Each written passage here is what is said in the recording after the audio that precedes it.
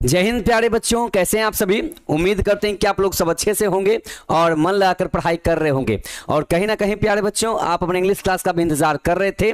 यहाँ मेरे प्यारे बच्चों आपका इंतजार खत्म होता है। हम दीपक शर्मा एक बार तहे दिल से सारे प्यारे बच्चों का बहुत बहुत स्वागत करते हैं आपके अपने प्यारे से प्लेटफॉर्म पे, टारगेट बोर्ड पे। तो प्यारे बच्चों, जैसा कि आप सभी जानते हैं कि आज का जो क्लास होने वाला है वो बच्चों आपके पोइट्री सेक्शन का बच्चों चैप्टर नंबर जो आपका 4 है, ओड टू ऑटम। बच्चों आज हम लोग इस चैप्टर में हम लोग इसको अच्छे ढंग से एकदम बढ़िया तरीके से इसको हम लोग समझेंगे।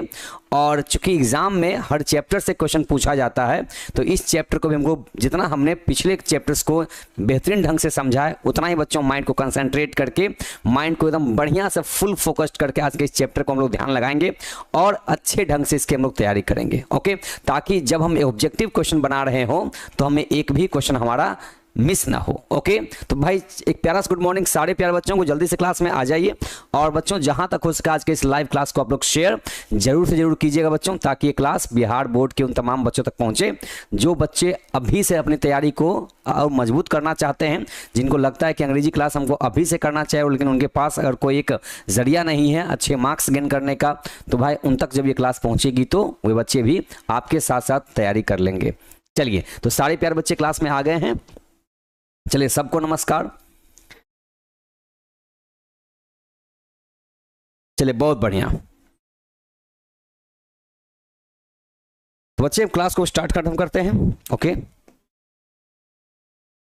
हाँ तो प्यारे बच्चे अभी तक आई होप कि आपको जितना भी चैप्टर्स पढ़ा दिया गया है वो सब चैप्टर आपने कंप्लीट कर लिया होगा, क्योंकि ऐसा ना हो कि भाई पीछे से सारे चैप्टर्स कंप्लीट होते जा रहे हों और आप क्या करो कि भाई पीछे का सारा भूलते जाओ। आगे का चैप्टर कंप्लीट करने का मतलब ये नहीं होता है कि हम पीछे के चैप्टर्स को रिवीजन ना करें, है ना। और जो बच्चे अभी पिछले क्लास के चैप्टर्स को रिवीजन नहीं कर रहे हैं वो बहुत बड़ी मिस्टेक कर रहे हैं। जब भी आपको वीक में एक बार भी कम से कम एक चैप्टर को आपको रिवीजन करना चाहिए। ओके, क्योंकि आगे बढ़ते रहेंगे तो आगे का चीज़ दिमाग में घुसता रहेगा, ऐसा मतलब कि पीछे का जो भी चले वो सब हम लोग भूल जाएंगे। तो एग्जाम में ये बताइए कि सिर्फ लास्ट चैप्टर से क्वेश्चन आएंगे या प्रीवियस चैप्टर से भी क्वेश्चन आने वाले हैं। चैप्टर तो सब हमारे हमको पढ़ने हैं, रेनबो पार्ट 2 में जितने भी प्रोज पोएट्री चैप्टर हमने जो पढ़ा रखे हैं वो सब से क्वेश्चन आएंगे। ऐसा तो नहीं कि भाई क्वेश्चन नहीं आने वाला है, तो क्वेश्चन तो सब जगह से हैं। तो प्यारे बच्चे अब जहाँ तक आपकी बात है तो आप रिविजन अगर बेहतरीन ढंग से करेंगे तो बहुत अच्छा, रिविजन नहीं करेंगे तो बताइए इसमें कोई क्या ही कर सकता है ना। अब हम लोग का काम क्या होता है, गाइड करना, आपको समझाना, पढ़ाना, लेकिन लास्ट जो चीज़ होती है जो आपका एफर्ट लगता है वो तो आप ही लगा सकते हैं ना। इसमें अगर हम चाहे कितना भी आपको मोटिवेट कर दें, कोई और इंसान आपको कितना भी चाहे मोटिवेट कर दे, उससे तो कुछ नहीं होने वाला है। होने वाला कहाँ से है, जब हम खुद मन बना के सोचें कि हाँ हमें अपने तरफ से एफर्ट लगाना है, हमको खुद से तैयारी करनी है। ओके, चलिए आई होप कि आप लोगों का एग्जाम अच्छा ही गया होगा। ओके चलिए, तो बच्चे देखिए आज का चैप्टर क्या कहता है, ओड टू ऑटम है। ठीक है, सबसे पहले ये ओड है इसका मतलब क्या होता है। सबसे पहले जो चैप्टर का टाइटल है पहले उसको हम लोग समझ लेते हैं, ताकि जो टाइटल होते हैं उसी से पूरा पोम का पता चलता है या कहानी का पता चलता है कि भाई चैप्टर में क्या होने वाले हैं। ओके चलिए, तो भाई चैप्टर का नाम लिखा हुआ ओड टू ऑटम। सबसे पहले प्यारे बच्चे ओड का मतलब क्या होता है, तो ओड को आप कह सकते हैं, ओड को अपनी भाषा में आप कह सकते हैं लिरिक कह सकते हैं। इसको क्या कह सकते हैं, लिरिक, LYRIC। अब लिरिक को आप क्या कह सकते हैं, एक तरह का सॉन्ग कह सकते हैं इसको आप, है ना, एक तरह का गाना कह सकते हैं इसको आप। तो ये ओड जो है एक तरह का गाना है, एक लिरिक है। और ये गाना किसके प्रति भाई गाया गया है, किसके लिए गाया गया है, तो ये ऑटम सीजन के लिए, AUTUMN, ये क्या है, ऑटम है। यहाँ पर स्पेलिंग इसकी AUTUMN लिखा हुआ, लेकिन इसको पढ़ेंगे हम सिर्फ ऑटम, इसको ऑटमन नहीं पढ़ेंगे। ओके, इसे ऑटमन नहीं पढ़ेंगे, यहाँ पर एन आपका साइलेंट होता है। ओके, जैसे कॉलम बोलते हैं तो क्या लिखते हैं, COLUMN लिखते हैं ना, तो इसको पढ़ते क्या है, इसको हम लोग पढ़ते हैं कॉलम। वैसे ही इसे लिखा हुआ ऑटमन, बट इसे पढ़ेंगे हम ऑटम। क्या पढ़ेंगे इसे हम पढ़ेंगे ऑटम। तो ऑटम का मतलब क्या होता है, ऑटम का मतलब पतझड़ का मौसम होता है, पत्ते झड़ने वाला मौसम होता है, जो गर्मी के बाद आता है। ऐसा समय आता है जहाँ पर सारे पत्ते वगैरह झड़ जाते हैं, है ना। और जब पत्ते झड़ते हैं तो भाई हमने सीखा है कि ये तो लाइफ साइकिल है, है ना। पत्ते झड़ेंगे तभी तो नए पत्ते फिर आएंगे ना। तो इससे हमें कुछ गलत नहीं सोचना चाहिए इसके प्रति कि हाँ कि पत्ते झड़ गए मौसम खराब होता है, ऐसा नहीं। हर मौसम का एक अपना अलग मज़ा है। जैसे हर किसी को हर सीज़न में अलग अलग बातें नज़र आती हैं, हर किसी का अपना एक फेवरेट सीज़न होता है, लेकिन देखा जाए तो हर सीज़न का एक अपना अलग राग है, उसकी अपनी एक अलग पहचान है। ओके चलिए, तो बच्चे देखिए यहाँ पर, तो ओड टू ऑटम का मतलब समझ गए कि एक गाना है जो ऑटम सीजन को लेकर के गाना गाया गया है ना। पतझड़ के मौसम का गुणगान किया गया। पतझड़ के मौसम में ऐसी कौन कौन सी चीज़ें होती है। But before starting the topic, first of all we have to cover up the writer details. First of all this chapter is written by John Keats. ये चैप्टर किनके द्वारा लिखा गया है, तो जॉन कीट्स साहब। सबसे पहले हमारा मेन ऑब्जेक्टिव है यहाँ पर चैप्टर के राइटर का नाम, जो कि हमने ऑलरेडी आपको ट्रिक से कंप्लीट करा दिया था। ऑलरेडी हमने कंप्लीट करा दिया है ना कि ऑड टू ऑटम का ट्रिक क्या था भाई, कि ऑटो में बैठ के ईट कर रहा था। ऑटो में बैठ के क्या कर रहे थे, ईट, मतलब ऑटो में बैठ के जो ड्राइवर थे वो खा रहे थे। और ऑलरेडी हमको पता है कि सब चीज़ें आपको याद हो चुकी हैं। ओके चलिए, अब जो बच्चे उस दिन क्लास में नहीं थे, जो बच्चे 12th के हैं और जब इस सामने इस क्लास को देख रहे हैं, उनसे एक रिक्वेस्ट है कि अगर आपने राइटर और जो चैप्टर्स के नेम होते हैं उसके अगर ट्रिक वाला क्लास आपने अगर नहीं देखा अभी तक, तो आप उसको जाके देखिए, प्लेलिस्ट में रखा हुआ है, उसको जाके देखिए। आपको सारे राइटर के नाम और उसके चैप्टर्स के नाम आपको ईजिली आपको याद हो जाएंगे एकदम बढ़िया तरीके से। ओके देखिए, हाँ सारे बच्चे कमेंट कर रहे हैं हाँ सर हमें ट्रिक वाला वर्ड याद है, बहुत बढ़िया। ओके तो बच्चों देखिए यहाँ पर ऑड टू ऑटम के राइटर कौन हो गए, बाय जॉन कीट्स हो गए। देख रहे हैं कितने हैंडसम पर्सन है, कैसे हैं, एकदम हैंडसम है, देखने में ही एकदम इतने हैंडसम है। ओके अब ये हैंडसम तो हैं भाई, और हमारे हिसाब से ना हैंडसम वो इंसान होता है, क्योंकि लड़कियां तो ब्यूटीफुल होती हैं, इंसान जो पुरुष जाति है वो हैंडसम होता है। मेरे हिसाब से हैंडसम का मतलब क्या समझते हैं कि जिसके वो मेल है ना, वो मेल, वो पुरुष जाति के कोई भी इंसान जिसके हैंड में सम हो, सम का मतलब कुछ हो। अब इस कुछ में दो बातें आती हैं। ओके यहां सम का मतलब नॉलेज या सम का मतलब अर्निंग्स, मतलब एक जरिया पैसा कमाने का। ओके तो यहां पर जो इंसान, मेरे हिसाब से, मेरा बस अपना ये थॉट है, कुछ नहीं है, कि जो इंसान, मतलब इंसान की मतलब क्या, पुरुष जाति, ओके जो मर्द पुरुष जाति है वो हैंडसम तभी अच्छे, वो तभी दिख सकते हैं जब उनके हैंड में सम हो। सम का मतलब कुछ हो, कुछ मतलब या तो नॉलेज से भरे पड़े हों या फिर भाई उनके पास अर्निंग्स ढेर सारा होना चाहिए। तो इंसान वो क्या है, वो हैंडसम है। तो यही ऐसे हमारे एक हैंडसम पर्सन है। और हाँ इनका ये हैंडसम नहीं होता है, ध्यान रखिएगा, ये हैंडसम मत पढ़िएगा, इसे पढ़िएगा हैंडसम। क्या पढ़िएगा, हैंडसम। ये हैंडसम नहीं होता है, क्या होता है, हैंडसम होता है। तो ये भी बहुत हैंडसम है। अब इस हैंडसम कहने का मतलब है कि तो बाय फेस तो है ही ये, और बाय फेस के साथ साथ ये और क्या है, बाय फेस के साथ साथ इनके पास बहुत ज़्यादा नॉलेज था। मतलब कम एज में इन्होंने बहुत अच्छी, मतलब बहुत ज़्यादा फेमस हो चुके थे ये बहुत कम एज में। इतना एज ये इनके पास था भी नहीं, अपने एज के हिसाब से ये बहुत ज़्यादा हैंडसम पर्सन थे ये। ओके नॉलेज के हिसाब से और बाय फेस भी। तो कहते हैं इनका जो जन्म हुआ था वो कब हुआ था, 1795 में। ओके 1795 में इनका जन्म हुआ था। और इनकी मृत्यु कब हो गई थी, 1821 में। जरा सोचिए 1795 में जन्म लिए, 1821 में डेथ हो गई। कितने साल जी पाए बताइए, कितने साल जी पाए। इधर जोड़ेंगे तो 1800 होने में इधर 5 साल इधर और 21 साल इधर, मतलब टोटल कितने, 26 साल मात्र, ओनली 26 ईयर्स। बताइए इतने कम एज है ना, बताइए इतने कम एज में, इतने कम एज में किसी की डेथ हो गई भाई। बताइए इतने हैंडसम पर्सन, इतने नॉलेजेबल पर्सन, हाँ इनको बताइए 26 साल में इनकी डेथ हो गई। मतलब कितना कम साल ये जी पाए धरती पर, बहुत कम साल जी पाए, है ना। तो बताइए ऐसा तो नहीं होना चाहिए था इनके साथ में। इस बात का बहुत दुख अफसोस है कि इतने भाई इतने हैंडसम पर्सन, ऊपर से नॉलेजेबल पर्सन के साथ ऐसी घटना, 26 ईयर्स में डेथ हो गई। चलिए अब इनका बर्थ प्लेस कहाँ है भाई, तो मूनफिल्स लंदन, जो कि आपके बुक में दी गई है। मूनफिल्स लंदन में इनका जन्म हुआ था। लंदन बोले तो इसका मतलब ये इंग्लैंड के कहला सकते हैं, है ना, ये ब्रिटिश कहला सकते हैं। क्या कहला सकते हैं, ब्रिटिश, है ना, ब्रिटिशर्स कहलाएंगे ये, इंग्लैंड से बिलोंग करने वाले ब्रिटिश कहलाएंगे फिर ये। ओके चलिए इतनी जानकारी हमने यहाँ से इस पेज से ले लिया है। अब नेक्स्ट पेज की तरफ बढ़ते हैं। अब सब पर्सनल डिटेल्स की जानकारी लेते हैं, क्योंकि भाई ऑब्जेक्टिव जो क्वेश्चन होते हैं ना वो राइटर के अपने पर्सनल लाइफ से भी होते हैं। ओके, तो मैं बच्चों ध्यान से एकदम अच्छे तरीके से पढ़ना है। क्या लिखा हुआ है, स्टडीड एट, सबसे पहले प्यारे बच्चे आपने यहाँ से ऑब्जेक्टिव निकाला ना, है ना। जन्म इनका 1795, डेथ इनकी 1821। पूछेगा कि कितने उम्र के, ऐसा उम्र का कौन सा पड़ाव था जब इनकी डेथ हो गई थी, है ना। ये कितने साल ये धरती पर मतलब रह पाए थे, कितने साल ये जी पाए थे, तो 26। कितना कहना है, 26 कहना है। ओके, चलिए भाई इनका जन्म स्थान कहाँ है, मूनफिल्स लंदन में। आगे बढ़ते हैं पर्सनल डिटेल्स की तरफ में। कहते हैं इन्होंने पढ़ाई किया था, John Keats studied, John Keats ने पढ़ाई किया था कहाँ पर, at Clarke's school at Enfield, Enfield नाम की जगह पर कोई क्लार्क्स का स्कूल था, क्लार्क्स स्कूल के नाम से था वो, वहाँ पर उन्होंने पढ़ाई किया था।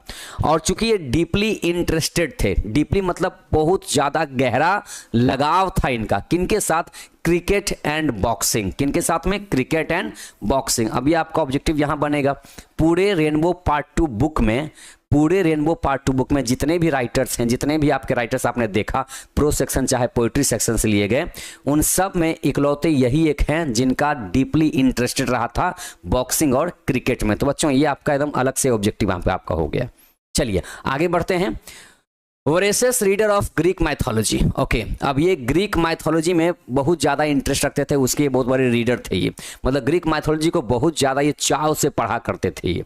ग्रीक माइथोलॉजी, ग्रीक जो है, जो कंट्री है जहाँ पर जो भाषा चलती है ग्रीक। ओके, माइथोलॉजी, माइथोलॉजी का मतलब होता है पौराणिक, पुरानी चीज़ें, पौराणिक कथाएं आप इसको कह सकते हैं। पुराने जमाने की जितनी भी कथाएं हैं वो सबको माइथोलॉजी कहते हैं। ओके, कहाँ की, तो ग्रीक कंट्री की। Okay, mythology. His ambition to become a poet, इनका शुरू से ही एम्बिशन रहा, इनका लक्ष्य रहा था क्या बनने का, टू बिकम, इनका बनना था, इनको क्या बनना था, अ पोएट, इनको कवि ही बनना था। इनका यही शौक ही था कि हमको कवि बनना है। देख रहे हैं कितने डिफरेंट काइंड से कवि थे ये, नहीं बनना था कवि, लेकिन डीपली इंटरेस्टेड देखें कहाँ पे थे ये। हाँ, बनना था कवि लेकिन इंटरेस्ट किसमें था, क्रिकेट और बॉक्सिंग में। बताइए कितना डेडली कॉम्बिनेशन दिख रहा है यहाँ पर। मतलब कवि बनना था कवि, लेकिन ये इंटरेस्ट किसमें था, क्रिकेट और बॉक्सिंग में था। बताइए कितना अलग थे ये। Was fired by his first acquaintance with Spenser's Faerie Queene. Okay, मतलब इनका जो शुरू से जो शौक रहा था वो क्रिकेट में जाने का या बॉक्सिंग में जाने का, लेकिन बाद में इनका लक्ष्य बन गया कि हमको कवि बनना है। और ये जो प्रेरणा आई इनके अंदर में, ये जो आग लगी, ये जो आग जली अंदर में कि हमको कवि बनना है, ये वॉज फायर्ड, ये जो आग लगी इनके मन में वो कैसे लगी, बाय हिज फर्स्ट एक्वेंटेंस, पहली बार जब ये किसी की कविता पढ़े, किसकी, स्पेंसर्स की फेरी क्वीन जो कविता थी, ये जो पोएम थी, इन्होंने जब इसको पढ़ा तो इनको भी लगा कि भाई I to have to be a poet, मुझे भी एक पोएट बनना है। ओके, तो ये आग लगी मन में वो किसकी कविता को पढ़ने के बाद में, तो स्पेंसर्स की लिखी गई कविता फेरी क्वीन को पढ़ने के बाद में। तो बच्चे यहाँ पर अपना ऑब्जेक्टिव ध्यान दीजिएगा। Okay, he started A translation of वर्जिल्स Enid. Okay, इन्होंने अनुवाद करना शुरू किया था, इन्होंने ट्रांसलेट करना शुरू किया था। क्या, किसका ट्रांसलेशन शुरू किया था, तो वर्जिल, कोई वर्जिल थे जो राइटर थे, उनकी जो एनिड लिखी हुई जो कंपोजिशन थी, वर्जिल्स की एनिड जो लिखी हुई थी कंपोजिशन थी, उनको इन्होंने ट्रांसलेशन करना शुरू किया था। ओके, तो इतनी बात बच्चों हमने यहां से ऑब्जेक्टिव को देख लिया था। आगे हिज फर्स्ट पोम, अब चूंकि ये पोएट बन चुके थे, इन्होंने कविता लिखनी शुरू कर दी थी, तो जॉन किट्स की पहली जो कविता है उसका नाम क्या है, lines in imitation of Spencer. ये जो हमारा है ये इनकी पहली कविता का नाम है। ऑब्जेक्टिव पूछेगा कि जॉन किट्स है ना has compose the first poem, which of this is answer, चार में से कौन सा सही है, तो आप कहेंगे lines in imitation of Spencer. चूंकि स्पेंसर की कविता से ही ये क्या हुए थे, ये है ना प्रेरणा इनको मिली थी, तब जाके ये कवि बन गए थे। तो इन्होंने अपनी कविता में स्पेंसर साहब का इन्होंने नाम दिया है। आगे वॉज पब्लिश्ड इन 1814, जो कि पब्लिश हुई थी कब, 1814 में। कब पब्लिश हुई थी, 1814 में। देखिए मतलब बच्चे अगर आप ध्यान देंगे 1821 में इनकी डेथ हो गई थी, ठीक है। और क्या हुई, 1821 में डेथ हुई, 1814 में इन्होंने पहली कविता इनकी पब्लिश हो गई थी, छप गई थी। उसके बाद his first volume of poetry, और ये सिर्फ पहली कविता 1814 में, उसके बाद 3 साल में इन्होंने पूरे इतना सारा पोम्स लिख दिया, इतनी सारी कविताएं लिख दी, उन सारी कविताओं का एक बुक बन गया, है ना, उन सारी कविताओं का एक किताब तैयार हो गया, एक पोइट्री का इनका कलेक्शन तैयार हो गया। वो कब, 1817 में, मात्र 3 साल में इन्होंने एक किताब छपवा दिया, जिसका टाइटल रखा गया क्या, जिसका बुक का टाइटल ही रखा गया था पोअम्स। क्या रखा गया था, पोअम्स। ओके, चलिए, वॉज पब्लिश्ड इन 1817, ठीक है। इस बच्चे इसे याद रखिएगा, पहली कविता पूछेगा तो lines in imitation of Spencer, कब, 1814 में। और पहली फर्स्ट वॉल्यूम ऑफ पोएट्री के बारे में पूछेगा तब आप कहेंगे कौन सा, उसका नाम है पोअम्स, और वो कब छपी थी, तो 1817 में। हिज पोअम एंडीमियन, इनकी एक कविता है एंडीमियन, ओके, इनकी एक कविता जिसका नाम है एंडीमियन, वॉज वेल एप्रिशिएटेड, जिसका बहुत ज्यादा प्रशंसा हुआ था। इनकी एक कविता जिसका नाम एंडीमियन है, बहुत ज्यादा मतलब इसकी प्रशंसा हुई थी, बहुत ज्यादा इसकी तारीफ हुई थी। किन्होंने किया था, एक महान हस्ती जिनका नाम विलियम वर्ड्सवर्थ था। और विलियम वर्ड्सवर्थ भी क्या है भाई, एक महान कवि रह चुके हैं। इन्हीं का लिखा गया कविता आपको याद होगा, डैफोडिल्स, आपको याद होगा, आपने कभी पहले पढ़ा होगा 9th क्लास में, the daffodils. Okay, so daffodils जो कविता है किनका लिखा हुआ है, वो लिखा हुआ है विलियम वर्ड्सवर्थ का। किनका भाई, डैफोडिल्स, है ना, जो फूल के बारे में कविता थी, एक आपने पढ़ा होगा 9th क्लास में। सो डैफोडिल्स नाम की जो कविता थी उनको किसने लिखा था, विलियम वर्ड्सवर्थ साहब ने लिखा था। और इन्होंने ही जॉन किट्स की कविता की तारीफ की थी, ओके, जो कि छपी थी, कब छपी थी, 1818 में छपी थी। ओके, पब्लिश्ड इन 1818 में, इसे बच्चे याद रखिएगा। चलिए, बहुत बढ़िया। कोई कहेगा कि एंडीमियन कब छपी थी, तो 1818 में। ओके, जॉन किट्स की तारीफ किन्होंने किया था, तो विलियम वर्ड्सवर्थ ने किया था। उनकी पहली कविता की जो बुक थी वो कब छपी थी, तो पोम्स नाम से छपी थी, और कब, 1817 में। इनकी पहली कविता ही कब, इन्होंने लाइफ की पहली कविता छपी थी, कब छपी थी, 1814 में। इसका नाम क्या था, lines in imitation of Spencer. तो बच्चे यहां से आपको क्या करना है, अपना ऑब्जेक्टिव सेट कर लेना है। आगे बढ़ते हैं।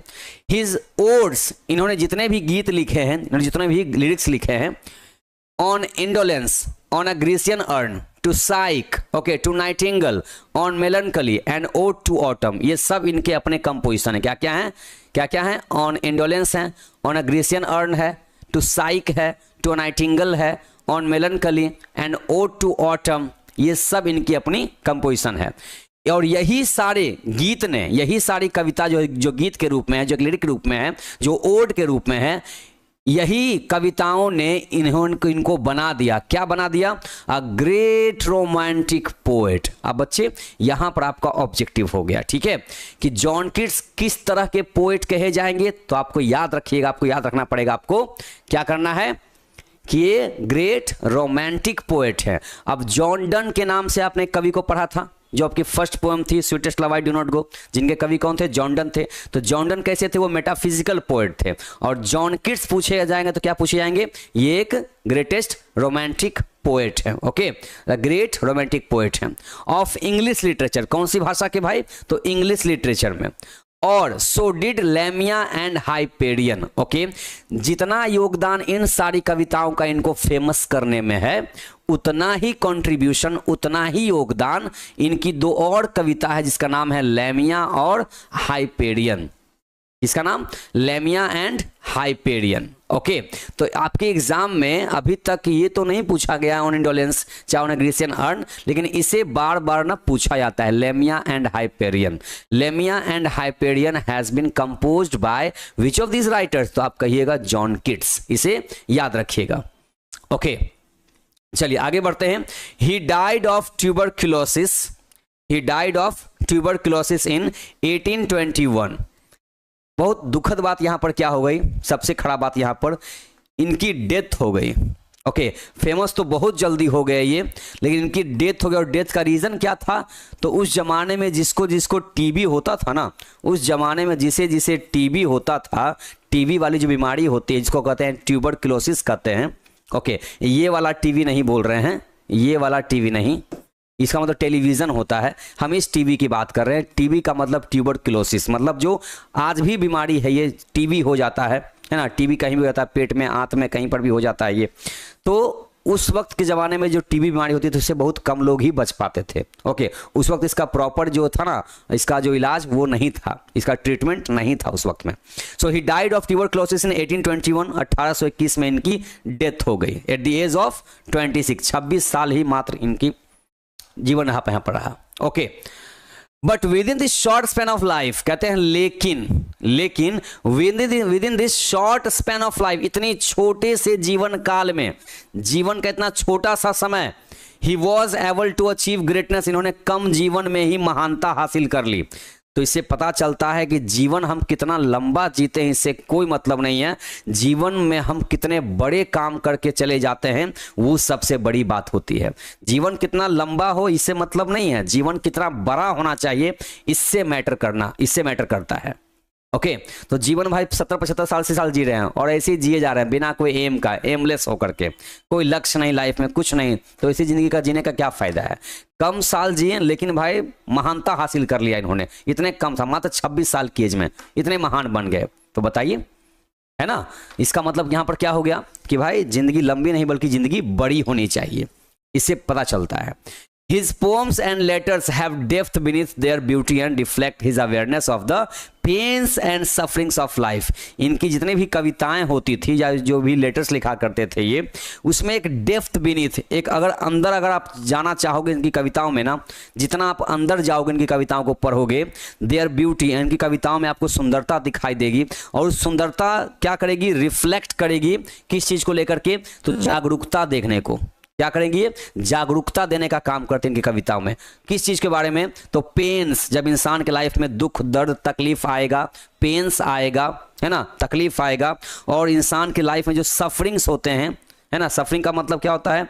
जब इंसान बहुत सारी चीज़ों से पीड़ित होता है, जरूरी नहीं कि वो बीमारी से ही पीड़ित हो, ऐसे बहुत सारे सर्कमस्टेंसेस आते हैं लाइफ में, ऐसे बहुत सारे पड़ाव आते हैं जहाँ पर इंसान, है ना, सफ़र करता है बहुत सारी चीज़ों से, मतलब वो पीड़ित हो जाता है। वो कभी किसी के बातों से हो जाता है, कभी लाइफ में कुछ हासिल नहीं होता तो उससे इंसान परेशान हो जाता है। तो इन सब चीज़ों में क्या करते हैं, इनकी कविताओं में क्या लिखा हुआ था, ये सब लोगों को अवेयर करते हैं, जगाते हैं कि इन सब से ऊपर भी लाइफ है, इन सब से ऊपर जाइए। ओके, चलिए, बहुत बढ़िया बच्चे, यहाँ तक हमने चीज़ों को नोट कर लिया है। आगे कहते हैं टू हिम, इनके लिए, किनके लिए? जॉन के हिसाब से, जॉन किट्स साहब के हिसाब से, a thing of beauty is a joy for ever, कहते हैं थिंग ऑफ ब्यूटी। ओके, मतलब कोई भी चीज की, किसी भी चीज में जो सुंदरता होती है, a thing of beauty is a joy for ever, उसकी सुंदरता हमेशा बरकरार रहती है। ओके, सुंदरता जो है, ऊपर से सुंदरता खराब हो जाए, जो इंटरनल होता है, जो अंदर की सुंदरता होती है, वो हमेशा हमेशा के लिए रहता है। मतलब कि आपका बॉडी तो एक ना एक दिन भाई जाके आपका उसकी सुंदरता ऊपर से होती है तो खराब हो जाती है। आज जितना हैंडसम आप दिख रहे होते हैं, जितना ब्यूटीफुल आप दिख रही होती हैं, तो ये कुछ साल तक आपका अच्छा लगेगा, उसके बाद तो एक ऐसा ये जाएगा जहाँ पर सुंदरता, ऊपर की जो सुंदरता है वो ढल जाती है। लेकिन अगर आपका मन अच्छा हो, अगर आपका मन ही अगर आपका सुंदर हो, तो उससे बड़ी सुंदरता और कहीं नहीं देखने को मिलती है। तो इंसान का मन भी सुंदर होना बहुत ज़्यादा जरूरी है। सिर्फ ऊपर से लिपा पोती करके बस दिखाना कि हम सुंदर हैं, इससे कोई मैटर नहीं करता। अगर आपका मन ही सुंदर नहीं है, किसी के लिए आपकी सोच अच्छी नहीं है, आपकी सोच बहुत अगर चीप माइंडेड अगर आप पर्सन है, तो वैसा सुंदरता कोई काम का नहीं रहेगा। सुंदरता तो ढल जाएगी 2-4 दिन में, लेकिन अंदर वाली जो है बीमारी, वो तो भाई ढलने वाली नहीं, वो तो चलती रहेगी। तो इसीलिए अपने मन को हमेशा सुंदर रखना चाहिए। And beauty is truth and truth is beauty, कहते हैं जो सुंदरता है वही सच है, जो असल मायने में सुंदरता है वही सच है, उसको कोई हटा नहीं सकता है। Okay, and truth is beauty, और जो सच है वही सुंदरता है। सच से बड़ी सुंदरता कोई हो सकती है? नहीं। अगर आपके पास सच बोलने की ताकत है तो आपसे बड़ा सुंदर इंसान दुनिया में कोई नहीं हो सकता है। लेकिन अगर आप झूठ के, अगर आप क्या हैं, अगर आपके पास झूठ बोलने की बहुत ज़्यादा आप झूठ बोलते हैं, इसका मतलब वो ज़्यादा दिन चलने वाला नहीं है। ओके, तो असली सुंदरता क्या है? सच है, और सच ही सुंदर है, और सुंदरता से बड़ी सच कोई नहीं हो सकती है। ठीक है। In the poem ode to autumn, अब इस कविता में ओड टू ऑटम जो कविता है, इसमें जॉन किट्स डिस्क्राइब करते हैं, क्या बताते हैं इस कविता में?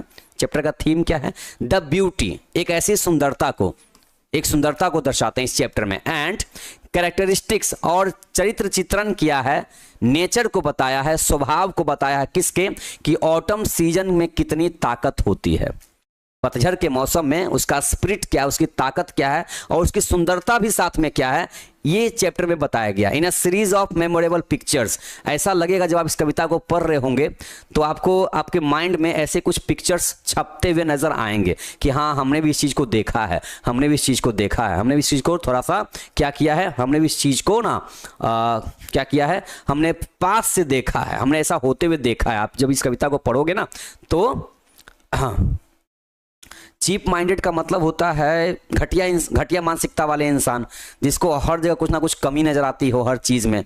चीप माइंडेड का मतलब आप मतलब क्या कह सकते हैं, उसे दिमाग की खराबी आप किसको कह सकते हैं, हर अपने को से अच्छा बोलना, दूसरे को खराब बोलना, है ना, हर चीज के लिए, तो ये सब खराबी होता है। चीप माइंडेड पर्सन तो ऐसे ही लोग होते हैं। चलिए हाँ, क्लासेस तो आज सारे हैं भाई। Exhibiting the principle of beauty is nature, इन्होंने क्या दिखाया है, पिक्चर के जरिए इन्होंने एग्जिबिट किया है, प्रदर्शित किया है, दिखाया है। क्या दिखाया है, एग्जिबिट का मतलब होता है दिखाना। इन्होंने क्या दिखाया है, द प्रिंसिपल मतलब एक सिद्धांत को दिखाया है, एक नियम को दिखाया है, एक सिद्धांत को दिखाया है। किसके सिद्धांत को, तो सुंदरता के सिद्धांत को, जो कि नेचर में पाया जाता है कूट कूट के एकदम। ओके क्योंकि हम बोलते हैं ना प्राकृतिक सुंदरता बोलते हैं, अक्सर क्या बोलते हैं, प्राकृतिक सुंदरता। तो प्रकृति है ही सुंदर इतनी चीज, इसमें सुंदरता कूट कूट के भरी है। उसने जितनी भी चीजें बनाई हैं इस प्रकृति ने हमें जो कुछ भी दिया है वो अपने आप में सुंदर है, अपने आप में सुंदरता उसमें एकदम पूरा मतलब कूट कूट के भरी हुई है। आप देख लीजिए, आप किसी भी पेड़ पौधे पत्ती को देख लीजिए, लगता है कि उसकी सुंदरता में कभी कोई कमी आई होगी, कभी कमी नहीं आती है। ओके कुछ देर के लिए पतझड़ के मौसम आते हैं, लेकिन इनका भी अपना एक अलग म्यूजिक है, इनका अपना एक अलग राग है और हर मौसम का एक अपना अलग मजा है। ओके चलिए बहुत बढ़िया। तो बच्चे यहाँ तक हमने चीज़ों को नोट कर लिया है। ओके आई होप कि बच्चे आप इस समय से आप अपना ऑब्जेक्टिव सेट कर लेंगे। ओके क्योंकि जब आपका ऑब्जेक्टिव क्लास में कराया जाएगा तो देखिएगा कि ऑब्जेक्टिव आपका सब यही से तो बनता है। अगर ऑब्जेक्टिव एग्जाम में आता तो कहाँ से आएंगे, वो भी तो यही पर आएंगे ना, यहीं से ऑब्जेक्टिव निकाले जाएंगे। तो आप जो चीज़ें पढ़े रहेंगे तो वहाँ से ऑब्जेक्टिव भाई बनाने हमको क्या प्रॉब्लम होगी, कोई प्रॉब्लम नहीं हो पाएगी। उससे बच्चे पोम को स्टार्ट करने से पहले आपके सामने कुछ बातें रखी गई हैं। कहते हैं वर्क इन स्मॉल ग्रुप्स, कहते हैं how do you feel in different seasons, मतलब आप कैसा फील करते हो डिफरेंट सीजन्स में, आप कैसा महसूस करते हो अलग अलग मौसम में, आप कैसा कैसा महसूस करते हो। Which is the most enjoyable one, और आपके हिसाब से जितने भी सीजन आप देखते हैं अपने अपने स्टेट में, है ना, अपने अपने यहाँ पर स्टेट में, तो क्योंकि देखिए हर स्टेट में अपना एक अलग मजा है सीजन का। बहुत जगह पे बारिश बहुत ज़्यादा दिन तक होती है, बहुत जगह पे बारिश लिमिट से होती है, और हमारा बिहार ऐसा है कि यहाँ पर आपको हर मौसम का मजा मिल जाता है ना, हर मौसम का मजा मिलता है। 12th का क्लास तो रोज यूट्यूब पर ही चलता है ना, 12th का क्लास रोज यूट्यूब पर ही चलता है। 9th क्लास भी आपका यूट्यूब पर ही रोज चलता है। हाँ अभी एग्जाम को लेके भाई 2 दिन से क्लास बंद था क्योंकि मंथली एग्जाम था इस वजह से, बाकी तो क्लास 9th का भी यूट्यूब पर ही चलता है। ठीक है चलिए तो बच्चे यहाँ पर देखिएगा, ये देख रहे हैं आप सामने ठंड का मौसम, यहाँ देख रहे हैं ठंड के मौसम में लोग, इसका एक अलग मजा है, आग के पास बैठो लगता है कि हाँ कितना आनंद मिलता है। उसके बाद देखिए गर्मी का मौसम, देखिए छाछ, है ना भाई, दही लस्सी, एक अलग मजा है, गन्ने का जूस, है ना, ये सब एक अलग मजा एकदम है वो। ठीक है और यहाँ देखिए बारिश का मौसम में इसका एक अलग मजा है, आराम से रोड पे चल रहे हैं, रोड अगर बहुत अच्छी है तो बहुत अच्छा है, रोड अगर गड्ढे उड्ढे नहीं है तब तो गाड़ी भी शानदार चलती है, और पैदल चलने का भी अलग मजा आता है बारिश में। लेकिन अगर रोड खराब हो, है ना, आप चल रहे हो और सामने से एकदम ये एकदम छपाक करते हुए गाड़ी निकल जाती है साइड से, उसका भी एक अलग मजा है, समझ गए, उसका भी एक अलग मजा है। तो ये सब हमारे बिहार में हमको खूब देखने को मिलता है, क्योंकि जरूरी नहीं कि हर जगह पे रोड आपको अच्छी ही है, बहुत जगह पे रोड गड्ढे गड्ढे होते हैं बारिश के मौसम में, और कहाँ स्कूटी का चक्का कहाँ पे फंस जाता है, कहाँ साइकिल का चक्का फंसता है, पता नहीं चलता है। ओके चलिए तो बच्चों हर सीन का अपना एक अलग मजा है। फिर देखिए बसंत का मौसम, देखिए है ना कितना अलग मजा है, ना ना गर्मी ना ठंडा, मस्त लगता है। फिर पतझड़ का मौसम देखिए सारे पत्ते झड़ जाते हैं, इसका एक अलग मजा है। तो हर मौसम का एक अपना अलग मजा, और बिहार में तो भाई सारे मौसम देखने को ऑलरेडी मिल ही जाते हैं लगभग, है ना। चलिए आगे बच्चे बढ़ते हैं। कहते हैं new leaves and fruits grow on trees in a particular season, which is that. कहते हैं न्यू लीव्स एंड फ्रूट्स, नई नई पत्तियां और नए नए फल, है ना, ग्रो ऑन ट्रीज, पेड़ों पर अगर आप देखते हैं नई पत्तियां आ गई हैं, फल आ गए हैं इन अ पर्टिकुलर सीजन, हर सीजन में अलग अलग फल आपको दिख जाता है, हर सीजन में आपको अलग फल मिलता है ना। विच इज दैट, वो क्या होता है वो, है ना, वो सीजन कौन सा होता है। तो बच्चे आप बताइए कौन सा सीजन होता है ये। देख रहे हैं एकदम फल लद गए हैं, ताजी पत्तियां हैं आ चुकी हैं, है ना। चलिए आगे बढ़ते हैं। यहाँ कहते हैं have you seen a tree, क्या आपने एक ऐसे पेड़ को देखा है, have you seen a tree, जो कि बेंट हो गया हो, एकदम लद गया हो, झुक गया हो, जैसे अभी स्ट्रेट है उसके बाद ऐसे हो गया हो, झुक गया हो, लद गया हो, ऐसा फलों से लद गया हो, है ना। Bent and loaded with fruits, इतना झुक गया है कि उसके इतना ऊपर इतना फ्रूट्स लद गया है, लोड हो गया है कि वो पहले सीधा खड़ा था, इतना ज्यादा फल लदा कि वो ऐसे झुक गया है वो। क्या आपने कभी ऐसे फल से लदे हुए झुके हुए पेड़ को आपने कभी देखा है ना, देखा है आपने। What feeling does this sight evoke in you, कहते हैं कि जब आप इस तरह के पेड़ को देखते हैं एकदम फल से लदे हुए, तो आपके मन में what feeling, ऐसी कौन सी भावना आपके मन में जगती है, क्या करती है, जगती है। ये जो दृश्य है आपके मन में ऐसी कौन सी भावना को जगाती है। हमारे, अगर आप हमसे पूछो तो हमारे मन में एक ही भावना जगती है इसको देख करके, जो कि बहुत बड़ी अपने आप में एक लर्निंग्स है। इस लदे हुए फल को हम जब पेड़ को जब भी देखते हैं जो फल से लदे होते हैं, उनसे एक बात सीखने को मिलती है। क्या मिलती है सीखने को एक बात में, कि जिनके पास बहुत ज्यादा नॉलेज होता है, जिनके पास बहुत कुछ होता है, वो अक्सर किसी के सामने झुक जाते हैं। लेकिन देखिएगा वैसे लोगों को जिनके पास नॉलेज नाम का चीज नहीं होगा, समझदारी नाम का चीज नहीं होगा, वो बड़े एकदम ऐसे एकदम तन के चलेंगे, एकदम ऐसे करके तन के चलेंगे, है कुछ नहीं लेकिन चलेंगे एकदम तन के। तो जिनके पास बहुत कुछ ज्ञान होता है ना, वो अपने आप को हमेशा ना झुका हुआ ही महसूस करते हैं, कभी तन के नहीं चलेंगे, क्योंकि जिनके पास नॉलेज है उनको कोई गुरूर नहीं होता है। ओके, उनका एटीट्यूड बड़ा सिंपल होता है और वो लोगों के सामने झुके रहते हैं। हाँ ठीक है, कोई दिक्कत नहीं है, हाँ भाई आप महान है, ठीक है हम गिरे हुए हैं, ठीक है चलिए, और कुछ ऐसे। तो ऐसे पेड़ों से ना सीखने को बहुत कुछ मिलता है, बहुत कुछ मिलता है ये। ओके, तो हम तो जब भी इस तरह के पेड़ को देखते हैं हमें बस सीखने का यही मौका मिलता है कि जब ज़्यादा नॉलेज होता है इंसान तो क्या करता है, वो लोगों के सामने झुकता है, क्योंकि जो किसी के सामने झुक सकता है ना, वो पूरी दुनिया को झुकाने की ताकत रखता है वो। ओके, अब जो एक ऐसा पेड़ देखिए, देख रहे हैं ताड़ का पेड़, देखिए कितना, ताड़ का पेड़ देखिए कितना ऊंचा है, बताइए, है ना। जल्दी उसमें फल लगता है, नहीं लगता है। अब एक गर्मी का मौसम आएगा तब जाके एक फल आएगा उसके ऊपर से, है ना। अब उसको तोड़ने के लिए भी भाई पहले उसके उतना ऊपर पहले चढ़ो तब जाके टूटेगा वो, सबसे पॉसिबल तो है नहीं। लेकिन देखिए सेब का पेड़ देखिए यहाँ पर, है ना, ये सब क्या है, अमरूद का पेड़ देख लीजिए आप, जामुन का पेड़ देख लीजिए, कोई भी चढ़ के तोड़ लेगा। आम का पेड़ देखिए इतना लग जाता है कि भाई पेड़ एकदम झुका हुआ दिखाई देता है वो। और सबसे ज्यादा झुका हुआ तो ये सेब का पेड़ दिखता है, सबसे ज्यादा अनार का, सेब का, अमरूद का, ये सब ज्यादा झुका हुआ दिखता है। अब बच्चे यहां से आपका आता है चैप्टर, मतलब पोम, जो इस चैप्टर का नाम है टू ऑटम, है ना, और टू ऑटम। अब यहां से हम लोग चीज को पढ़ते हैं। ओके चलिए, हाँ बहुत ज़्यादा नॉलेज आने के बाद बहुत लोगों के पास में क्या होता है कि घमंड होता है, लेकिन घमंड तो भाई कुछ होना नहीं चाहिए। घमंड ऐसा कोई चीज़ रखना ही नहीं चाहिए, क्योंकि घमंड तो रावण का जब, जैसे इंसान का जब घमंड नहीं रहा, तो भाई सिंपल सा एक इंसान है ना। चलिए तो देखते हैं बच्चों, अब आज का आपके पोम क्या कहती है। कहती है कि सीजन ऑफ मिस्ट एंड मेलो फ्रूटफुलनेस, ये कैसा सीजन है। सबसे पहले बच्चों जो कविता पढ़िए ना, सबसे पहले उसके अंदर घुसिए, उसके फीलिंग को समझिए कि कविता में क्या फीलिंग को दिखाना चाहता है। तो पतझड़ के मौसम के बारे में कह रहा है कि कैसा सीजन है ये कैसा सीजन है। तो कहता है कि ऐसा सीजन है जो कि मिस्ट, मतलब एक ऐसा सीजन जहां पे वह हल्का फुल्का ना बादल छाया रहता है, हल्का फुल्का कुहासा लगा रहता है इस मौसम में। एंड मेलो फ्रूटफुलनेस, कैसा होता है, मेलो फ्रूटफुलनेस, मतलब एक ऐसा मौसम है जिसमें हल्का फुल्का कुहासा तो रहता है, हल्का फुल्का बादल छाया रहता है, लेकिन ये जो मौसम है वो फ्रूटफुल है। फ्रूट मतलब फल, फुल का मतलब लदा हुआ, भरा हुआ, है ना। तो ये मेलो का मतलब क्या हो गया यहाँ पर, मतलब मीठे फलों से लदा हुआ ये मौसम होता है। ये मीठे फलों से लदा हुआ मौसम है। कौन, ऑटम सीजन, ये कवि कह रहे हैं। और क्या है ये close bosom friend of the maturing sun. कहते हैं कि जो ऑटम सीजन है वो सूरज का जिगरी दोस्त है। बॉसम फ्रेंड का मतलब जिगरी दोस्त, एकदम क्लोज फ्रेंड है, close bosom friend. Bosom friend का मतलब जिगरी दोस्त, लंगोटिया यार। किसका, तो सूरज का। क्या, सूरज का, मतलब मैच्योरिंग सन मतलब बोलने का मतलब सूरज जैसे अपने अपने हिसाब से सुबह में निकलता है और जैसे जैसे रोशनी बिखेरता जाता है, तो अपनी रोशनी बिखेरते हुए रोशनी वाले जो सूरज है उनके साथ इनका जो दोस्ती है बहुत गहरा दोस्ती है दोनों के बीच में, पतझड़ के मौसम में और सूरज के साथ बहुत गहरी दोस्ती है, एकदम जिगरी दोस्त हैं दोनों के दोनों।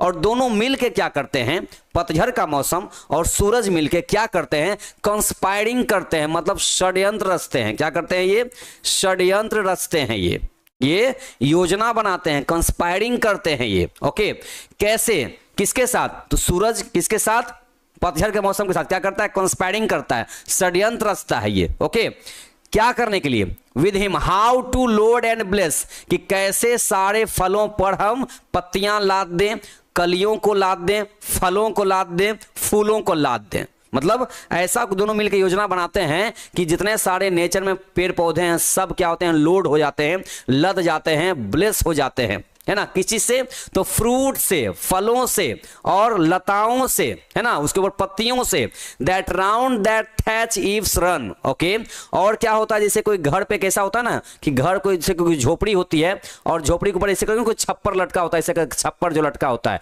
इसको थैच ईव्स कहते हैं, इसको जो छप्पर होता है उसको थैच ईव्स कहते हैं। इतना ज्यादा फ्रूट और लताएं लद जाती है कि ऐसा लगता है कि पूरा झोपड़ी का एक शेप ले चुका है वो, ऐसा थैच ईव्स का मतलब। Okay, to bend with apples, और जो भी सेब के जो पेड़ वगैरह होते हैं वो लद जाते हैं, झुक जाते हैं, इतना ज्यादा उनके ऊपर सेब आ जाता है सेब के पेड़ पे कि वो बेंड हो जाते हैं, झुक जाते हैं। कौन से मौसम में, तो इस सीजन में, मतलब कौन से सीजन में, तो वो पतझड़ के मौसम में। द मोस्ट कॉटेज ट्री, यहां पर ऐसा दिखता है, वो इतने ज्यादा झुक जाते हैं कि वो एक क्या दिखते हैं कि वो लगता है ऐसा कि जो पेड़ नहीं बल्कि एक कॉटेज बन गया है। क्या बन गया है, कॉटेज में लगता है कि कोई झोपड़ी बन गया है। वो पेड़ इतना ज्यादा सेब से लद गया है कि वो पेड़ नहीं बल्कि लगता है कि वो झोपड़ी बन गया है, ऐसा लगता है कि उसके अंदर घुस के बैठ सकते हैं, इतना ज्यादा लद गया। देख रहे हैं आप कैसा लद गया है, ऐसे ढंग से अगर लद जाएगा ज्यादा अगर पेड़, है ना, तो क्या हो जाएगा बताइए, फिर क्या हो जाएगा, इस तरह से अगर मान ली लद जाएगा तो कैसा दिखाई देगा, लगता है ऐसे कि कोई झोपड़ी ऐसे बन गया है ना, इतना ज्यादा उसके ऊपर सेब आ चुका है। कि कौन से मौसम में, इसी मौसम में। एंड फिल ऑल फ्रूट, और कहते हैं कि जितने सारे फल लदे हुए हैं वो भर गया है, किस चीज से, राइपनेस, पूरा पक जाता है इस मौसम में। इस मौसम में आते ही क्या होता है, फल जो है वो राइपनेस से भर जाता है, मतलब पक जाता है, इतना ज्यादा पक जाता है कि कोर, मतलब उसके सिर्फ बाहर से पका हुआ नहीं है, अंदर तक पका हुआ। टू स्वेल द गॉड, और इस मौसम में क्या होता है, जितने भी गॉड वगैरह होते हैं, गॉड बोलने का मतलब जो कद्दू टाइप के जितने भी फूले फूले टाइप के जो सब्जी वगैरह होते हैं ना, जैसे कद्दू हो गया, नेनुआ हो गया आपका, और क्या हो गया, कटहल टाइप का हो गया, फिर आपका ये टाइप का हो गया, क्या इसको कहते हैं भाई, वो पंपकिन जो होता है वो बड़ा बड़ा कोहड़ा हो गया आपका, समझ गए, तो ये सब क्या होता है, इसको हम लोग गॉड कहते हैं, इसको हम लोग गॉड कहते हैं। तो टू स्वेल द गॉड क्या करता है, जितने सारे इस तरह के सब्जी होते हैं सबको स्वेल कर देता है, सबको फुला देता है, एकदम मतलब फुला देता है, मतलब गूदा भर देता है उसमें। And plump the hazel shells, और क्या करता है, उनको इतना फुला देता है कि जो हेजल सेल्स होते हैं, यहां तक कि जो कड़े कड़े जो अखरोट टाइप के फल होते हैं उन तक भी, मतलब उनको भी पका देता है ये, मतलब अंदर तक पका देता है। अखरोट जैसे इतना हार्ड जो चीज होता है, इतना कड़ा फल होता है, उसको भी पका देता है ये। Okay, with a sweet kernel, और इतना पका देता है कि उसके अंदर का जो आठी होता है ना, जो आठी समझते हैं ना, जो आम के अंदर हम लोग गुदा खाते हैं और जो लास्ट में आठी बच जाता है, जो बीज बच जाता है कड़ा सा, उसको कर्नेल कहते हैं, ठीक है। तो वो भी, उसको भी मीठा कर देता है, उसको इतना पका देता है। और क्या करता है ये मौसम में, सेट करता है, दोनों मिलके क्या करते हैं, दोनों मिलके योजना बनाते हैं, क्या करते हैं, और पेड़ों पर और ज्यादा बडिंग ला देते हैं, मतलब और ज्यादा कलियों को खिला देते हैं। Okay, and still more later flowers, और बहुत सारे फूल को ले आते हैं, कहां पर, किसके लिए, फॉर द बीज। अब चूंकि जो बीज है, जो मधुमक्खियां है, तो वो तो फूलों से ही रस निकालती हैं, है ना। तो जब तक मौसम रहता है, ये पतझड़ का मौसम, ये गर्मी का मौसम भरा पड़ा, तब तक क्या होता है, ये उसमें से रस निकालती रहती हैं, कौन, बीज, मधुमक्खियां। कब तक, until they think warm days will never cease, जब तक कि उनको ये ना एहसास हो जाए कि लगता है कि अब दिन लगता है कभी खत्म नहीं होगा। उनको लगता है ना कि पतझड़ का मौसम आया है तो भाई भर मतलब रस निकाल लो, मतलब निकालते रहो, इतना निकालते रहो, क्योंकि ये मौसम जाने वाला नहीं है। ये उनको महसूस होता है, किनको, मधुमक्खियों को महसूस होता है कि अब ये मौसम जाएगा नहीं, इसलिए भाई क्या करो कि भाई लेते रहो, रस निकालते रहो उस फूलों में से। For summer has over brimmed their clammy cells, और कहते हैं कि तब तक निकालते रहते हैं जब तक कि उनका छत्ता, जो मधुमक्खी का जो छत्ता होता है वो इतना चिपचिपा जब तक नहीं हो जाता है तब तक वो छोड़ते नहीं है। उनका जो सेल्स होता है, उनका जो छत्ता होता है वो पूरा क्लेमी हो जाता है, मतलब पूरा चिपचिपा जब तक, मतलब पूरे शहद जब तक तैयार ना हो जाए तब तक उसमें से रस निकालती रहती है वो। ओके, तो ये हमने फर्स्ट स्टेंजा में क्या देखा, हमने फर्स्ट स्टेंजा में कवि क्या बताना चाहते हैं। सबसे पहले कवि जो है वो इस सीजन की खूबसूरती बता रहे हैं कि सीजन में होता क्या क्या है। तो इतने सारी चीजें होती हैं, है ना, ये हमने फर्स्ट स्टेंजा में हमने कवि के द्वारा जान लिया है। अब आगे हमारा जो सेकंड स्टेंजा है, उससे पहले प्यारे बच्चों आपका यहां पर कुछ वर्ड पावर दिया गया है। अभी फर्स्ट स्टेंजा से जो आपको वर्ड निकाल के यहां रखेगा उसको एक बार देख लेते हैं। जैसे मिस्ट का मतलब क्या होता है, cloud of tiny water droplets, है ना, क्या होता है ये, अ क्लाउड ऑफ टाइनी, मतलब क्या होता है, इसमें मौसम में क्या होता है, हमने कहा कि हल्का फुल्का क्या होता है, हल्का फुल्का मतलब बादल टाइप का छा रहता है, कुहासे हल्का फुल्का होते हैं, हल्का हल्का पानी जो होता है ड्रॉपलेट्स, मतलब इस टाइप का बरसता है, ज्यादा नहीं, ठोप ठोप करके, मतलब बूंद बूंद करके, है ना। मेलो का मतलब क्या होता है, soft and sweet in taste होता है, मेलो का मतलब जो खाने में मतलब मीठा लगे, इतना मीठा। फ्रूटफुलनेस का मतलब एबंडेंस होता है, मतलब क्या भर मात्रा में, मतलब इस मौसम में आपको भर मात्रा में आपको हर जगह पे फल फूल दिखाई देंगे आपको। फिर आगे कहते हैं बॉजम फ्रेंड का मतलब होता है वेरी क्लोज और इंटीमेट फ्रेंड, मतलब जिगरी दोस्त। सामने बच्चों आप फिगर देख सकते हैं, है ना। और कॉन्स्पायर का मतलब होता है स्कीमिंग करना, मतलब या फिर षड्यंत्र रचना, आप सामने देख सकते हैं कैसे कॉन्स्पायर किया जा रहा है। और वाइन्स का मतलब होता है climbing plants whose fruit is the grape, मतलब स्पेशली मतलब बेल की लताएं जो होती है ना, जो ज्यादातर इससे ज्यादा फैल जाती हैं, उसको कहते हैं वाइन्स कहते हैं, लताएं कहते हैं उनको। आगे लिखा हुआ देखिए थैच ईव्स, थैच ईव्स का मतलब क्या होता है, ये जो बच्चों आप घर के ऊपर जो पोर्शन देख रहे हैं ना, ये वाला पोर्शन, इसी तरह से क्या होता है, इसी तरह से हम लोग जो कद्दू का जो लत वगैरह होता है सब कैसे पूरा बिखर जाता है, उसी तरह से उसको थैच ईव्स कहते हैं।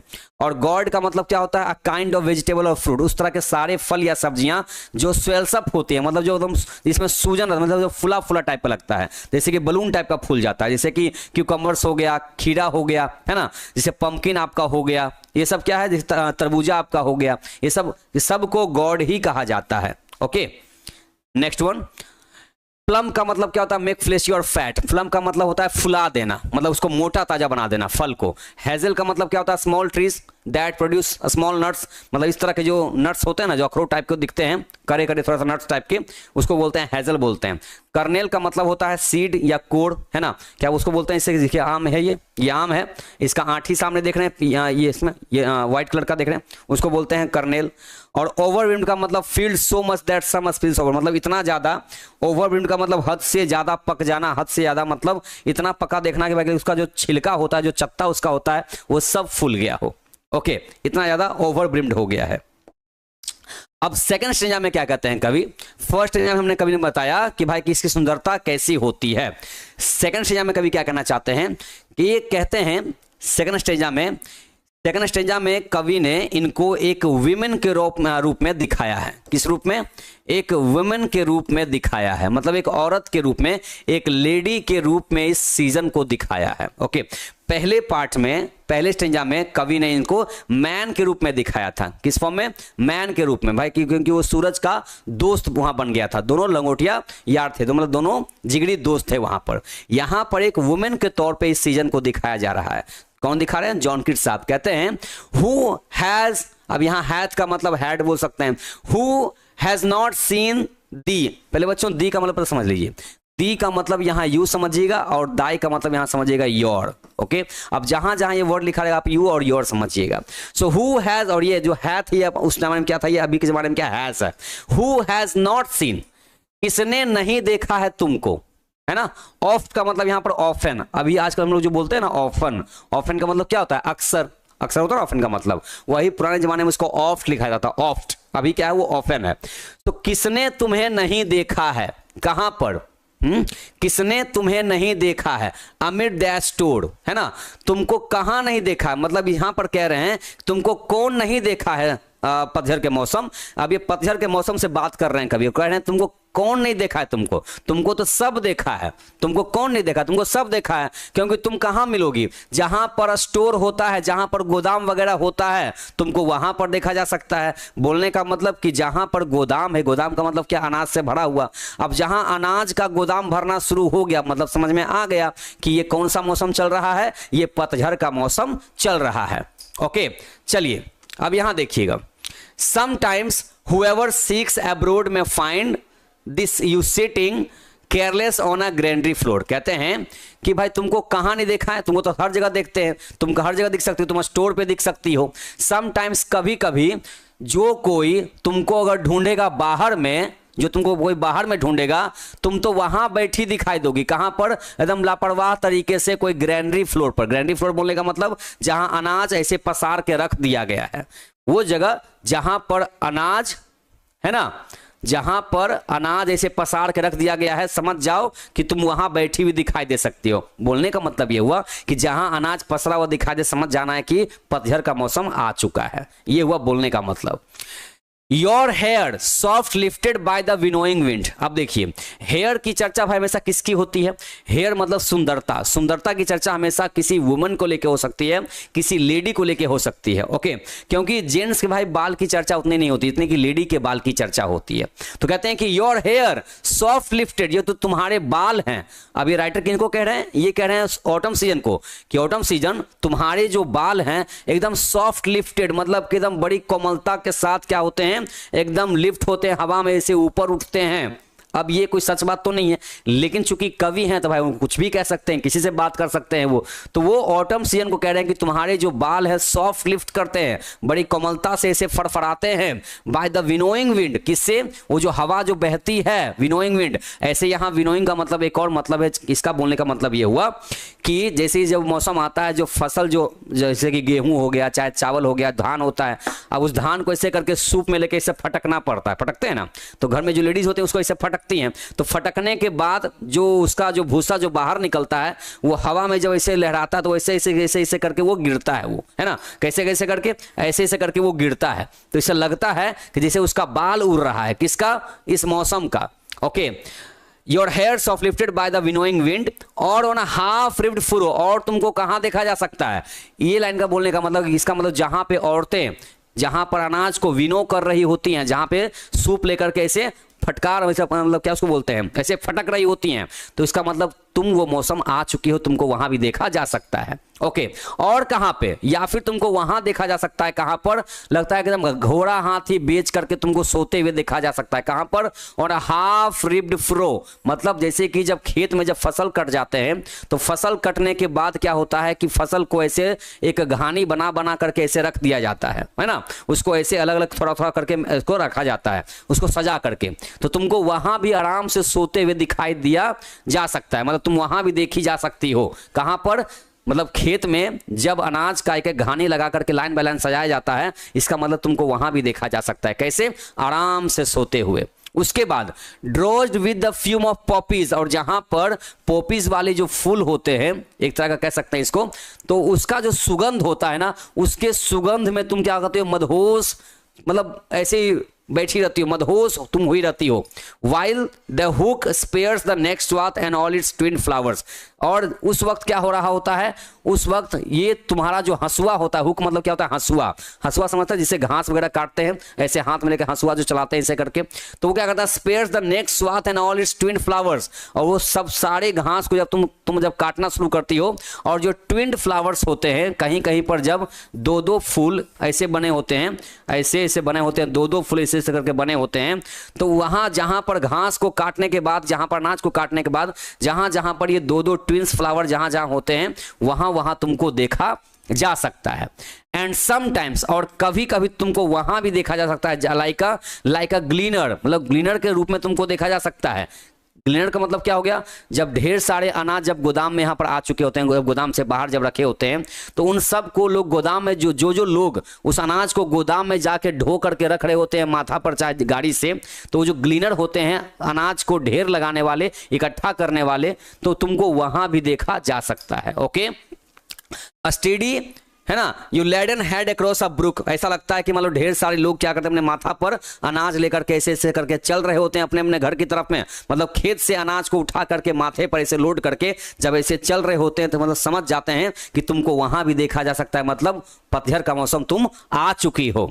ओके, और बाय अ साइडर प्रेस, और तुमको वहां भी देखा जा सकता है, कहां पर, जहां पर साइडर प्रेसिंग हो रहा हो। साइडर प्रेसिंग बोलने का मतलब होता है, साइडर प्रेसिंग बोलने का मतलब स्पेशली जब सेब का शराब बनाया जाता है ना। अब चूंकि हमारे कंट्री में भाई सब चीज तो भाई नहीं थी पहले, लेकिन अभी बाहर की कंट्री में शुरुआत से ही मतलब वहां पर शराब वगैरह शुरू से चलते आ रहे हैं। तो चूंकि ये जो राइटर है भाई विदेशी, हमारे भारत के तो है नहीं, इन्होंने जो वर्ड यहाँ पर यूज किया है साइडर प्रेसिंग, तो इनके कंट्री में वहां पर सेब की शराब बनाई जाती होगी। ठीक है, तो वहां पर कह रहे हैं कि जब, अब चूंकि ये अपने कंट्री की पतझड़ के मौसम की चर्चा कर रहे हैं ना, ये हमारे भारत के मौसम के पतझड़ की चर्चा थोड़ी कर रहे हैं, ये तो अपने कंट्री के मौसम की चर्चा कर रहे हैं। तो इनके कंट्री में जो मौसम है पतझड़ का, वहां पर ये मौसम आते ही वहां पर क्या होता है, सेब की शराब बनाई जाती है। ओके, तो तुमको वहां भी देखा जा सकता है, कैसे, विद पेशेंट लुक, मतलब जहां पर शराब बनाई जा रही होती है तुम वहां पर एकदम सब्रता, एकदम सब्र के साथ तुम वहां पर तुम बैठी होती हो, और घंटों घंटे उसमें से जो बूंद बूंद करके जो शराब मतलब बनती दिखाई देती है ना, क्योंकि सेब को मशीन में डाला जाता है ना, उसके बाद उसमें से एक एक ठोप करके जो नीचे गिरता है वो सब शराब बन जाता है। तो वहां तुमको घंटों घंटे तुमको, ऊज का मतलब होता है बूंद बूंद करके टपकना, बूंद बूंद टपकना। ओके, तो जहां पर तुमको बूंद बूंद टपकते हुए तुमको साइडर प्रेसिंग दिखता होगा, मतलब वहां तुम्हें ये मौसम भी तुमको दिख जाता होगा। तो पतझड़ के मौसम तुमको यहां भी इस तरीके से तुमको बैठे हुए दिखाई तुम देती हो। ओके, ये बच्चों हुआ इस स्टेंजा कहने का मतलब। अब यहां से जो वर्ड है क्या है, ग्रैंडरी का मतलब स्टोर हाउस फॉर ग्रेन, है ना। देख रहे हैं बच्चों आप सामने अनाज यहां पर गोदाम देख रहे हैं, ग्रैंडरी फ्लोर इसको कहते हैं। विनोइंग का मतलब blowing a current of air to remove it outer covering, बाहर के छिलका को ऐसे करके बाहर निकालना, इसको विनोइंग कहना कहते हैं, फटकना इसको।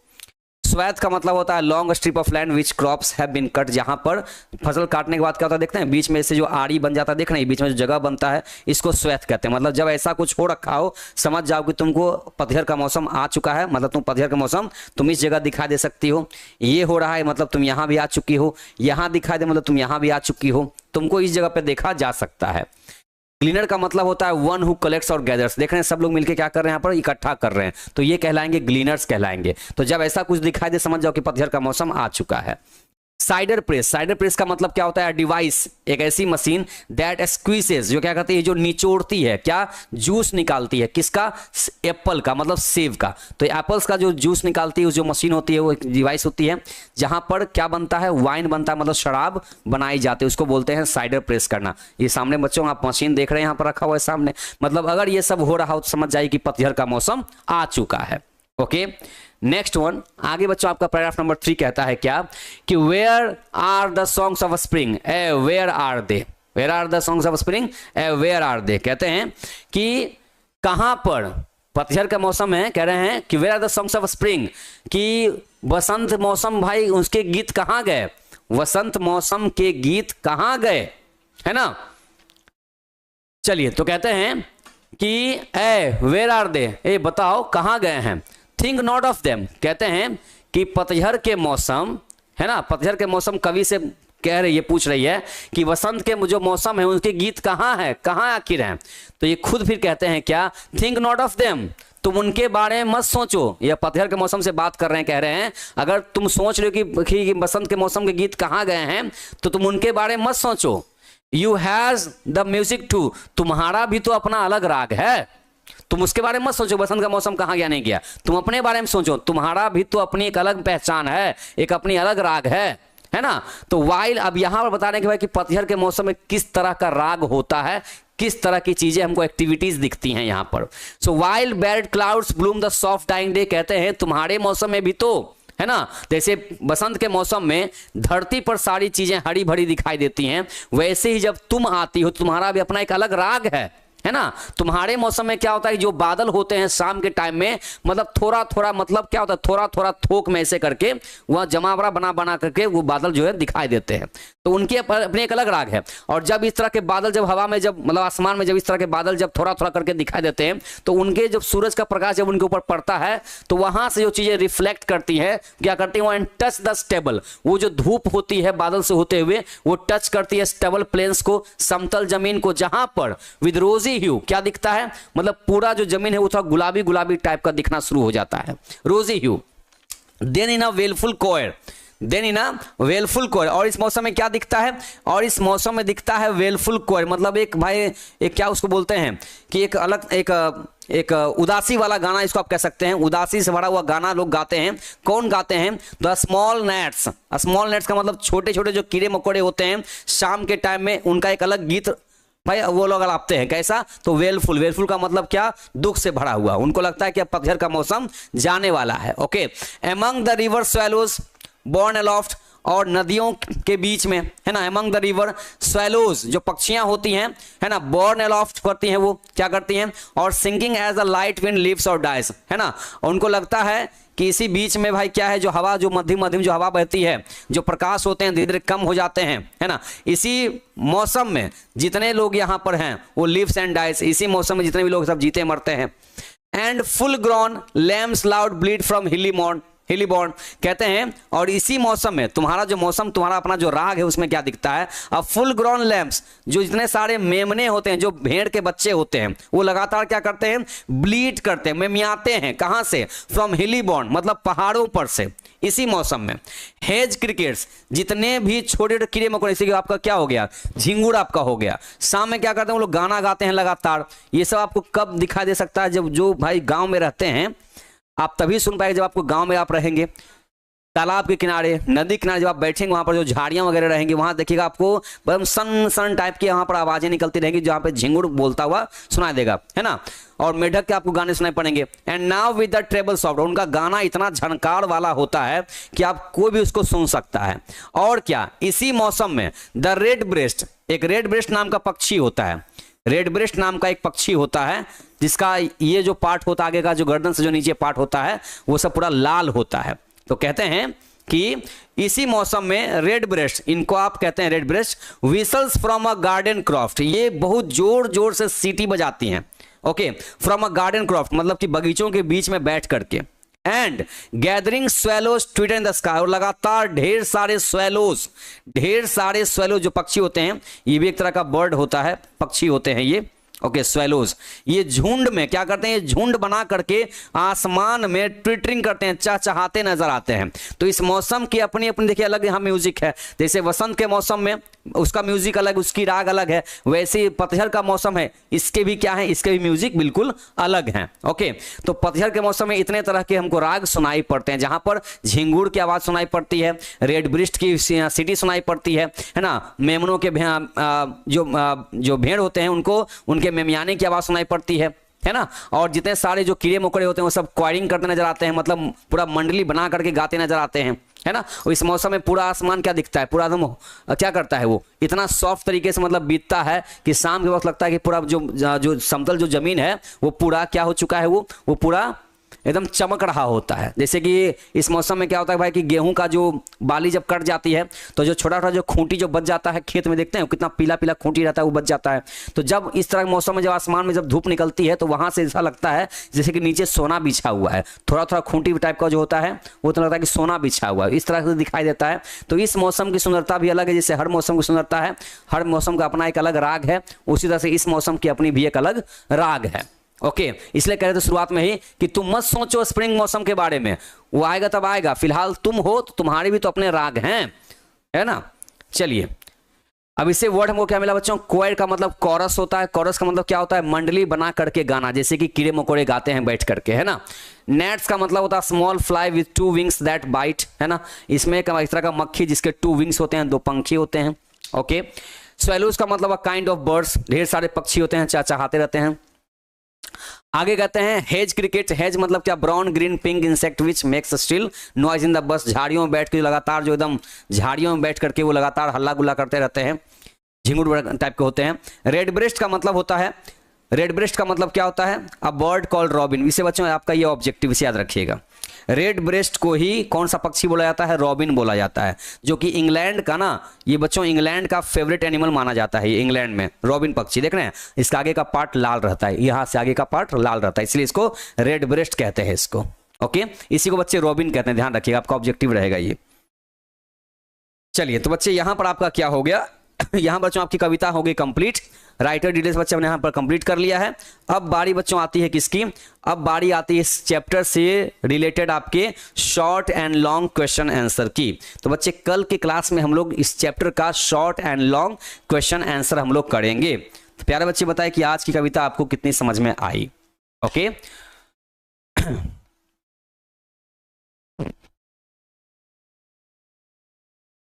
तो बच्चे बताइए आज का क्लास आप लोगों को कैसा लगा। बाकी बच्चों मिलते हैं आपसे हम कल की क्लास में, तब तक के लिए आप हंसते रहिए, मुस्कुराते रहिए। और बच्चों आज के चैप्टर को आज ही रिवीजन कर लीजिएगा। ओके, क्योंकि बच्चे देखिए राइटर डिटेल्स और पोम में जितने भी सारी चीजें होती हैं सब हमारा ऑब्जेक्टिव वहीं से पूछा जाता है, और एग्जाम में आपके चैप्टर से ऑब्जेक्टिव बहुत सारा पूछा जाता है। तो इस फिराक में बिल्कुल मत रहिएगा कि हाँ कि अगर थोड़ा सा नहीं पढ़ेंगे तो काम चल जाएगा, बिल्कुल काम नहीं चलने वाला है। ओके बच्चों, आपको पढ़ना ही पड़ेगा इसके लिए। ठीक है, तो बच्चों मिलते हैं आपसे हम, हाँ मिलते हैं बच्चों आपसे हम कल की क्लास में, तब तक के लिए जय हिंद।